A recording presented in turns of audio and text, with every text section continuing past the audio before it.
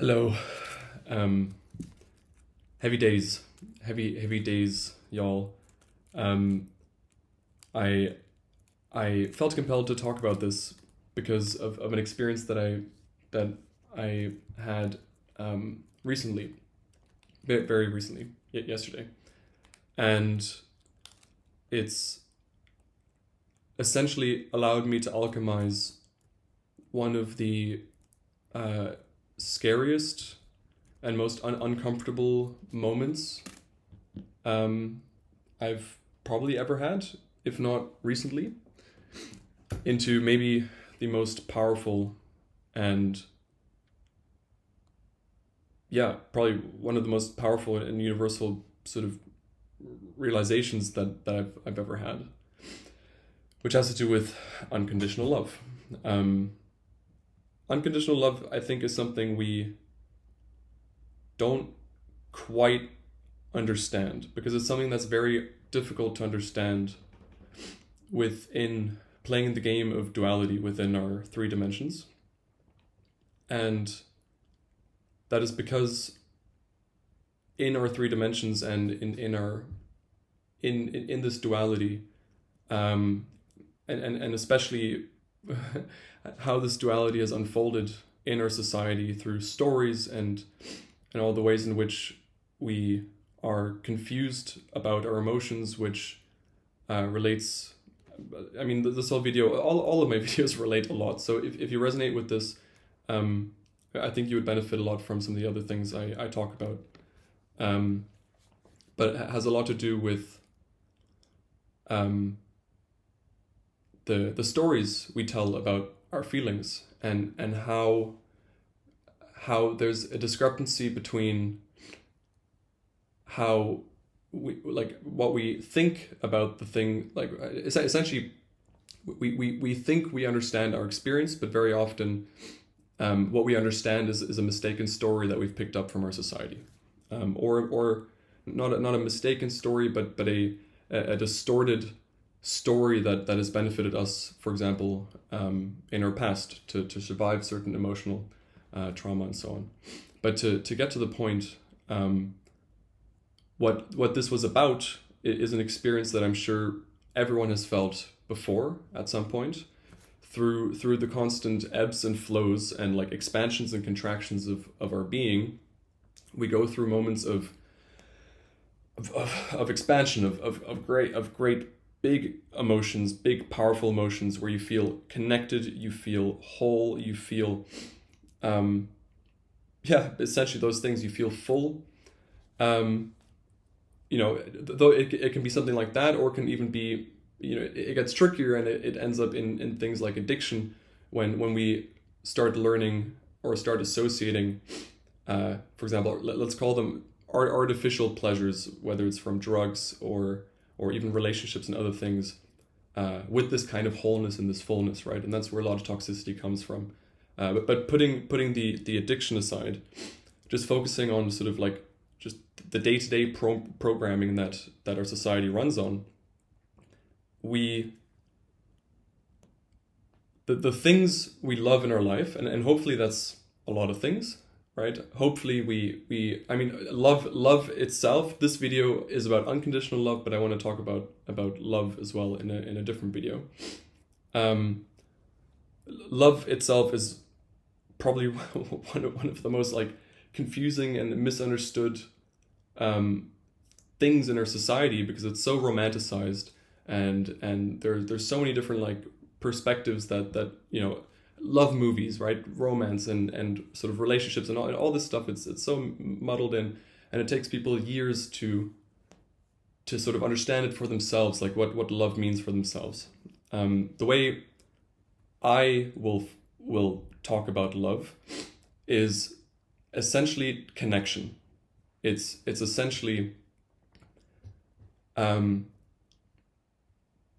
it's essentially the okay, wait, let me rephrase. So I hope that we resonate when we resonate with things in our environment, whether it's a person or a situation, or literally anything in your experience. Whenever you resonate with something, that is a positive experience. There's a sense of connection, and that connection is by virtue of that resonance, right? So there's something there, and you can resonate with a person very strongly, so you can love this person.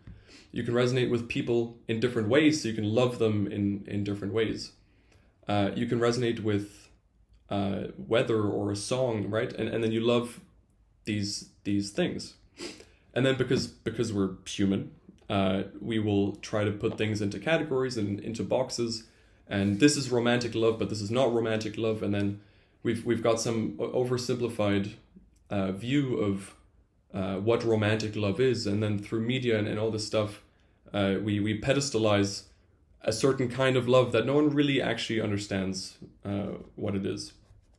But what I'm getting at is that all of these forms of love have to do with a connection. And to bring it, to make it less theoretical and bring it kind of down to earth, when you're with a person, let's say your partner or your family or just someone or something that you love, inbuilt in that, to some extent or another, is an attachment and a conditionality, right? So let's say a partner, you might say, I love you unconditionally. And don't get me wrong, on some level, some spiritual level, that could very much be true. But typically what our mind is understanding under that notion, or at least what your mind is associated under that notion, is you've learned to love this person because you resonate with the way they talk, or the way they make you feel, or the things they do for you, all these things. And there's nothing wrong with that, right? That's normal. That's how we resonate, and that's how we interact. But we have to recognize that in all of these things that we love about people and situations and things, there's inbuilt a conditionality. And with that conditionality comes a kind of attachment, or the love comes with an attachment, which makes those moments where, for example, a partner or a person that you love,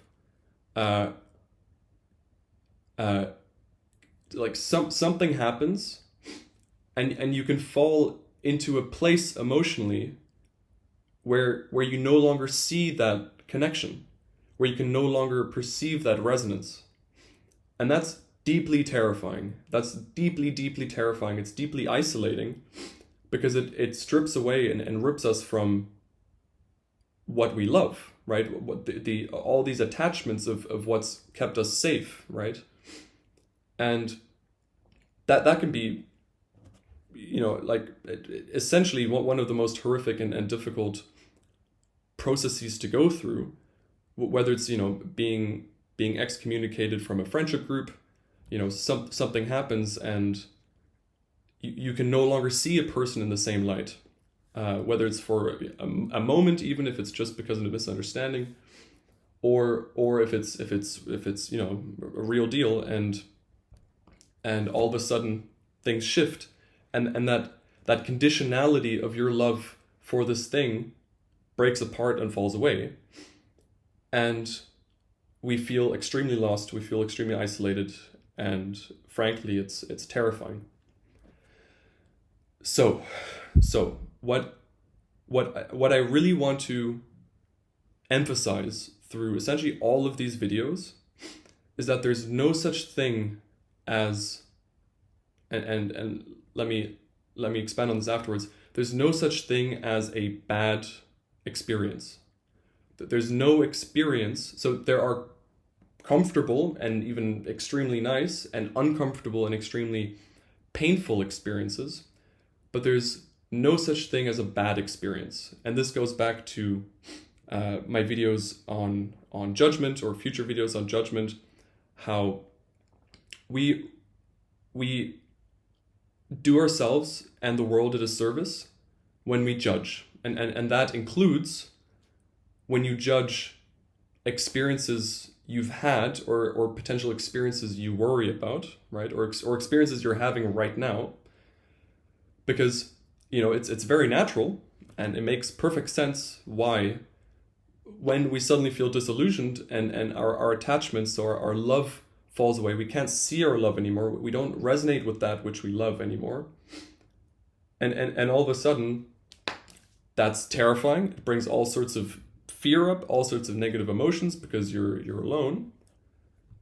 But what we got to realize is that even this experience, and again, with, you could call it the law of karma, but honestly, there's always an equal and opposite reaction. Typically, the worse the experience, the bigger the diamond is. So the more pressure you feel, the bigger the diamond is that lies at the other end. And what I'm arguing is that this kind of experience of losing all of your conditionality on the things you love is the opportunity to learn what unconditional love could be, or can be, or what it can mean for you. I'm not saying this is the only thing that people can learn from these kinds of experiences, right? Because you might be able to learn that it might put things in different perspectives, right? Maybe you didn't actually love something as much as you thought. It could be there to give you a perspective on yourself, right? Lose everything around you. You're left with yourself. Are you happy with what's there? If not, that can be even harder. But at the core of it is recognizing the subtle call of unconditional love, because unconditional love is what we are. We are made out of this essence, this frequency, because it is connectedness, and it is the essence of us that is always connected. That the essence of essentially of the subject and object, the experience of a subject and object in this very moment, right? And this is something that a lot of esoteric wisdom traditions talk about, which is essentially the intrinsic, deep, like profoundly deep and profoundly intimate experience of unfiltered reality, right? It's through this process of awakening, what this can do, it removes the filters, right? It removes filters. It removes a lot of the conditionality, right? Buddhism goes on and on about non-attachment, and that is the deliberate practice of what this kind of earth-shattering experience can do for you in a very visceral way. And if this happens to you, it's because it's necessary. It's not something bad that has happened to you. It's going to feel like absolute shit. You're going to feel like the entire world is falling apart.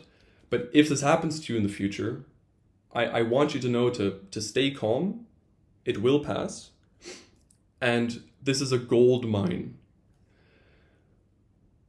Listen to my last video about how to heal yourself, because your first reaction in this moment of feeling isolation, of feeling lost, of feeling that lack of love in your life, of not being able to perceive the things which you love in the same way, is going to be your mind anxiously going off, saying, I don't like this is not good, resisting that negative feeling, right? And as we learned, it's the resistance to any feeling which we know there's no such thing as a bad feeling. So resistance to a painful feeling, because you're judging it as bad, you're telling the story about this experience that it is bad, you are prolonging it, and you are quite literally out of ignorance causing yourself more pain. And what you're doing is you're clouding this experience again with more smoke, right? With more conditionality about this moment, because now you've got another conditionality about this moment shouldn't be this way, because it should be a different way for me to be able to love it, right? But the lesson to be learned is that every experience, and this is the tough thing, right? Because we think unconditional love is like the pinnacle of love. It means it's the most it's the deepest ecstasy and like this and that. No, quite quite the opposite. Like unconditional love is deeply still. It's quiet, right? It's the powerful. It is the immensely powerful stillness of this moment prior to us thinking about it. And